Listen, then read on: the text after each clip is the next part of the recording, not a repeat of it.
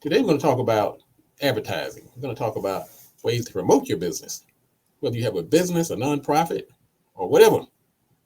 Trying to sell tickets, trying to promote a book, you're trying to get people to your website or whatever. I'm going to give you these and give you a quick description of what it is, some possible costs, and what type of audience it might be more suited for. Let's start out with, and it's available to everybody. If you have clients already, one of the number one ways to get business and to grow is to sell to your existing clients. You do that through cross-selling, upselling, promotion, recurring sales. As a captive audience, the cost per acquisition is much lower than bringing in a new client.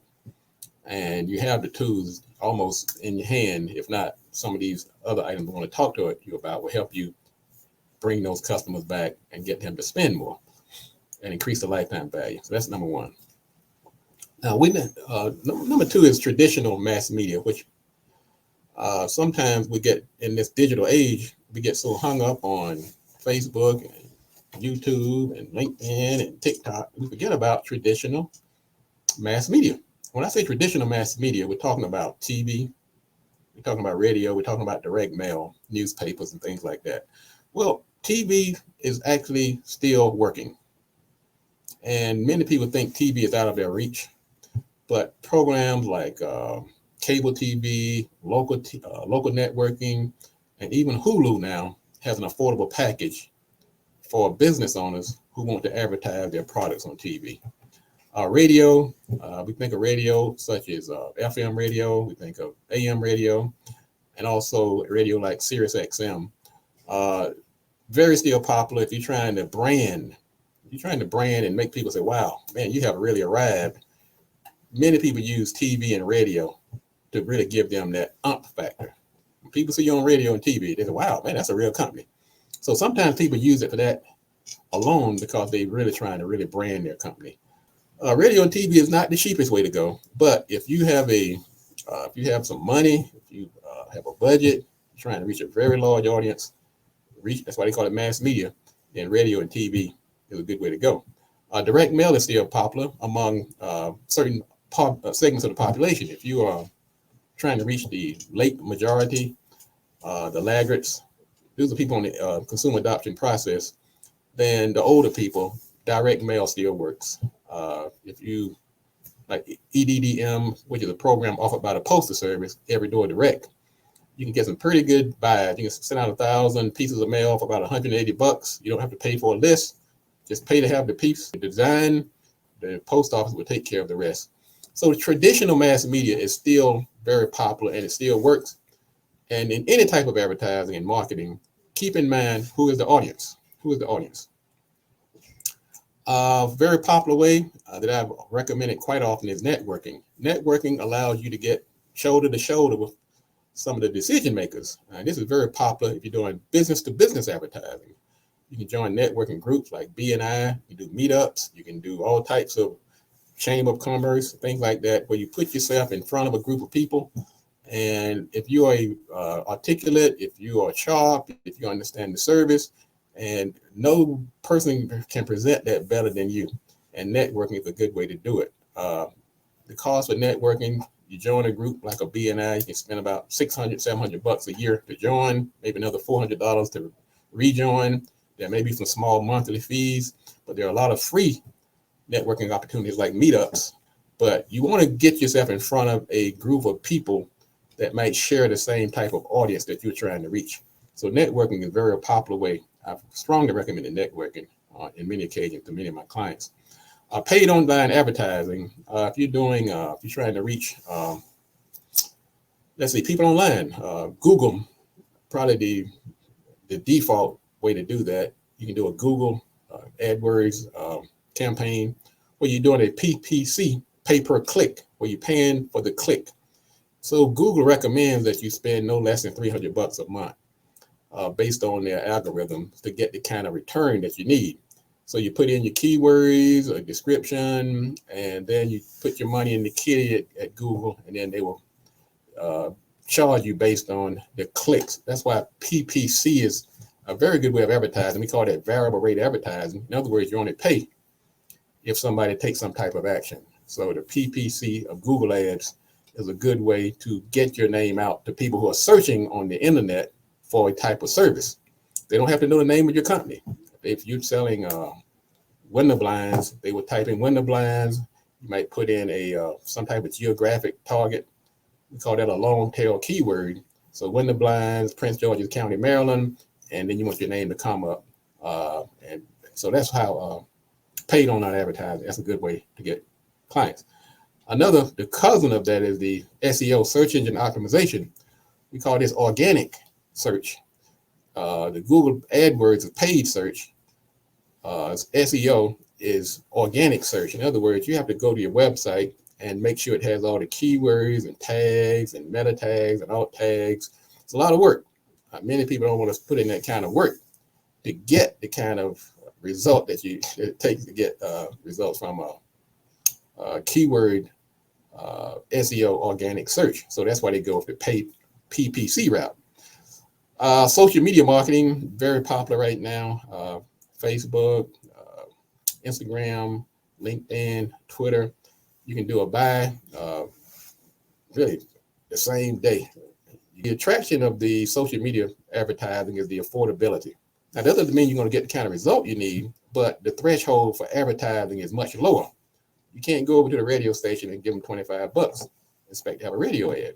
But you can do that on Facebook. You can put $10 in there and just put it out there to test it, and then go back and check those KPIs to see what kind of engagement you're getting, how many people have clicked on it, how many people viewed it, the CPM, and so forth. All that data is right there. That's the other good advantage of digital advertising. You get those analytics. You can see exactly what's happening. And if you're getting some type of traction, then you can turn it up and spend more money. So social media is a good way to promote your business. Affiliate marketing is very popular. Affiliate marketing simply means that you're having others to sell your products for you. Now, affiliate marketing is somewhat different than referral. We'll talk about referrals next, but affiliate marketing is more where you would go to your website and put in like some affiliate marketing software, and everybody that goes to that website now, if they want to sell your products for you, then they will sign up on your website, and they would have a back-end portal, and your website provide a code that they can go to their website or a link. And every time somebody from that website orders your product, then they will get a commission. It's all done through software, and there are platforms that actually do this work for you. Platforms like CJ, which is Commission Junction, Link Share, Shareasell. You pay a fee like to join Commission Junction. You spend about $625 setup fee, and then they take care of everything. They take care of the links. They provide the payouts.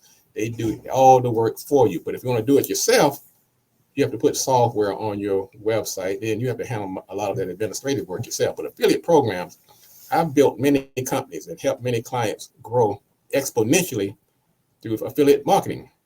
Referral program is a little more personal. That's usually when you have a relationship with somebody or an organization where you tell them, like, look, send me a client and I'll send you $100.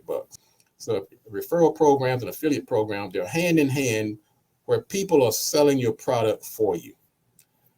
Lead gen programs, that's where you go out and pay somebody to send you leads. If you're like a plumber, and then they'll run ads, and then if somebody orders, say, look, I need a plumber, then they'll send you that lead. I've seen it with attorneys, plumbers, home improvement, but it's a very popular way where you're only paying for the leads that you receive. Email marketing, people thought it had gone by the wayside, but email marketing is still around. Email marketing is great if it's used in conjunction with something else, because so many people now have gone to social media that they don't really feel like email marketing is worth the effort. But you do need an email marketing platform. Some of the popular platforms, MailChimp, Aweber, iContact, Constant Contact. You pay them, in some cases, a fee to use their software. I think with MailChimp, you get it free for up to 2,000 names. Some give you like free up to 100 names. Some don't give you anything free. But when you start paying, it's generally something like between $10 and $20 a month to use their software. The advantage of the software is that you don't want to be a spammer, and so they're sending your email newsletters, your promotions from their server. Because if you did this from your server, you could be blacklisted. And so their IP address is used instead of your IP address. Also, they allow people to opt out because the spam law means that anytime you're sending out bulk mail, you have to give people the opportunity to opt out to not receive future mail. So you use these email marketing platforms, you have to use the software. You can't sit there and just send out emails from your regular email account. First of all, if you're using Google, they're going to disable your account because they're going to accuse you of spamming. And also, if you're using your email address, your company email address, then they're going to blacklist you, and you can't send out any email from your company email because you've been blacklisted by the major internet companies like AOL, Google, Yahoo, and so forth. So email marketing is still very popular. I can't advise if you're going to do email marketing, start getting used to the idea of using a landing page, whereas when you're sending out mail, send people back to a landing page. And that's just for any type of digital marketing. You're going to be more effective if you're using a landing page when people click to come back to your website if you're promoting a certain product. Another way to get business, partners, cross-sales, and joint ventures. It's very similar to partnering, very similar to referral and affiliate marketing, except that you are sharing resources with a certain company that might share the same database or the same market that you are going after. So you might you might do a joint venture deal. Sometimes it's through a certain product, sometimes it's for a certain period of time, but it's a great way to develop your business in the long term by partnering with companies that have similar target audiences. Trade shows, conferences, and events. If you pick the right group, you pick the right trade show, you pick the right conference, it can be very, very lucrative for meeting those stakeholders that you need to succeed in business. Suppliers, vendors, clients, partners, funders, and so forth. Also, think about throwing your own conference or your own trade show. That's a good way to build those stakeholders as well. Content marketing, that's hot right now. Content marketing simply means you're smart, you're a sharp person, you have information in your head that needs to get out of your head into the head of others. Then you do that through different ways. One, you could write a book. I've written a couple of books, but the book is to me, it's like an expensive business card. It's a door opener. I hand it out. I give it to clients sometimes when they come into my office. But it's good content marketing, build that credibility and nurture that client. Podcasts, radio shows like what we're doing here today. Great way to market, to build your credibility, improve your brand, to nurture your clients. There are some platforms out here you can get in for a very low threshold, particularly on the podcast. Many of the platforms are free, but you need content. You need it. And many of you have the content. You've been writing and blogging, and you have white papers. You've been all kind of information. That information can be used to help grow your business. And if you're not doing it, you're missing out. Same thing with blogging and having a YouTube channel. Another good way to do some content marketing.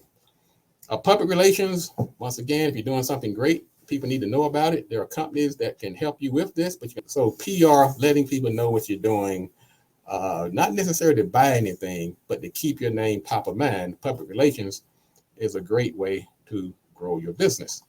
Direct sales, some people still doing it the old-fashioned way, brown shoeing it, put people out on the street, knocking on doors, doing cold calling.